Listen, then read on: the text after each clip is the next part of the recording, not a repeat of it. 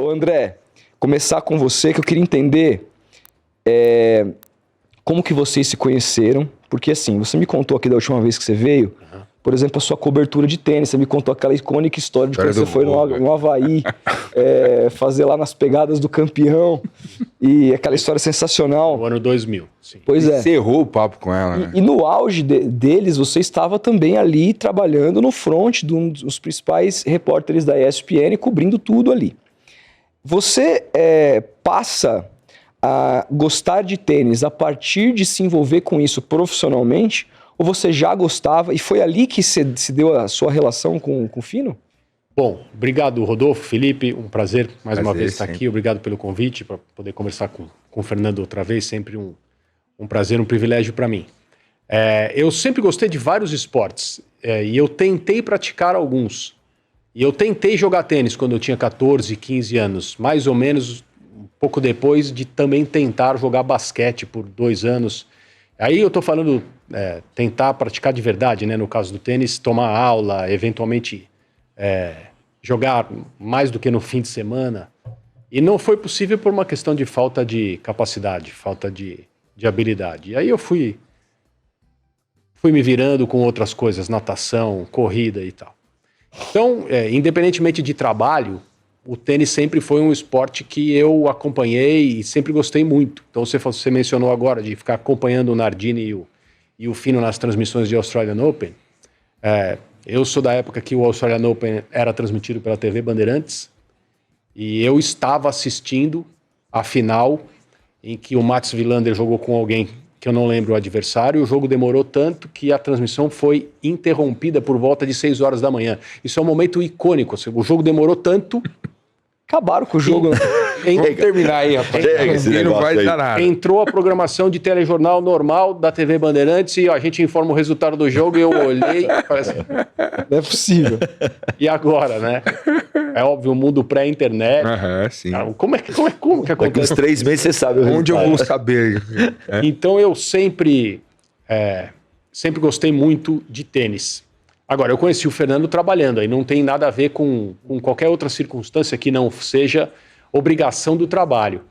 E foi ali pela metade dos anos 90, 94, 95, 96, alguma coisa assim, quando as operações do canal de televisão que viria a se chamar ESPN aqui no Brasil estavam se iniciando, ainda com o nome de TVA Esportes. A gente conversou bastante sobre isso na outra vez que eu estive aqui.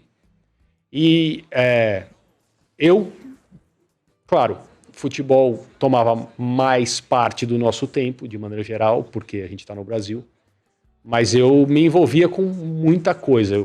Eu era um dos repórteres de um programa que se propunha a tratar de todos os esportes. E eu conheci o Fino por volta dessa época. Lembro de um campeonato brasileiro em 95, né, Fino? Não foi isso? Aquele do Guga, que eu joguei com o Guga? Não, ali já foi... teve 96 e teve 97. Então... Eu acho que a gente se conheceu em 96 isso. E depois foi para 97. Exatamente. Mas aí houve uma situação que foi crucial, assim, pro nosso relacionamento, porque a gente foi cobrir a Olimpíada de Atlanta sem credencial. A ESPN tinha 2 credenciais. Uma delas era pro Laércio Roma, que era um profissional de operações que ficava dentro do centro de transmissões ali para coordenar as coisas que a gente fazia. E a outra credencial era uma credencial do Pedro Bassan, via Rádio Bandeirantes, e ele, já começando a trabalhar como repórter também, ajudava a fazer algumas coisas para a TVA. Qual era o meu papel? Qual foi o meu papel durante a Olimpíada toda? Ficar do outro lado da rua, da entrada da zona da Vila Olímpica, onde os atletas brasileiros estavam hospedados, e tentar chamá-los por uma grade dessa que parece um alambrado normal, porque nós estamos falando também do mundo pré-11 de setembro, 1996. Você podia chegar com uma câmera ao outro lado da rua do detetor de metais, onde entravam os atletas. Hoje isso é completamente impossível de imaginar. Então a gente ficava ali, tinha um pessoal de segurança que falou, não, tudo bem, fica do outro lado da rua, só não fica aqui na frente. A gente ficava do outro lado da rua. E na hora que os atletas passavam, voltando da estaçãozinha de ônibus que tinha lá dentro, dava para vê-los atravessando uma passarela pela grade. Eles tinham que passar por ali a pé para chegar aos seus quartos. E a gente chamava, e aí fulano, e aí tal. E para conseguir qualquer entrevista, esse atleta tinha que sair da zona, tinha que sair da Vila Olímpica, passar pelo detetor de metal, deixar seu material com alguém ali, ou falar, eu vou deixar minhas coisas no quarto e voltar. Tinha que haver uma colaboração que não era básica, assim, tá bom, parar, não era parar para falar. Era sair do seu caminho, perder uma meia hora, no mínimo, atravessar a rua e dar uma entrevista na calçada para uma equipe de televisão. E aí a gente tinha algumas ideias, porque não dava também, assim, felizmente, a enorme maioria dos atletas falava, beleza, eu já vou, marcava o horário, 2 horas eu passo, tá bom, tudo bem. Então, muitos e muitos vieram. Mas nem todos entraram nas ideias que a gente tinha. Porque chega um momento em que não tem sentido você fazer as entrevistas com todo mundo no mesmo lugar. Né? Então, ali na calçada, eles pediam para a gente não virar a câmera para os alojamentos da Vila Olímpica. Então a gente tinha que virar para o outro lado. Era sempre o mesmo fundo. Era sempre o mesmo fundo, sempre a mesma coisa, sempre a mesma história. O que você pode fazer ali em termos de pauta?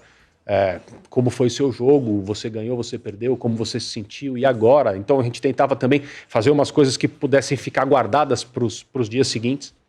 Só que no fundo era quase a mesma coisa com todo mundo. E quem comandava as pautas ali era um dos maiores jornalistas que eu conheci, um cara chamado Roberto Salim. E a ele eu devo, na minha época de repórter, muitas matérias, muitas reportagens que eu não tinha capacidade de fazer sozinho, em termos de... Ele é um dos caras mais elogiados por todo mundo que vem aqui. Citados, né? Mais citados, então, cara. que bom saber, porque ele merece. E ele falava assim, pô, vamos levar o Fino, pensei aqui umas coisas e tal, vamos levar o Fino nesse lugar e tal. E aí eram umas brincadeiras que hoje em dia até parecem umas coisas, não é possível que vocês tiveram essas ideias. Então, teve um dia que ele ia jogar com um adversário italiano e a gente o levou numa pizzaria. Teve um outro... Pescou sólido. Teve um outro... Teve uma outra situação de um cara chamado Andrei Olhovski, que seria o próximo adversário dele, e a gente comprou aqueles óculos que tinham os olhos que saíam, assim, sabe? Olhovski. Pra fazer uma graça com o cara, independentemente de ter sentido ou não.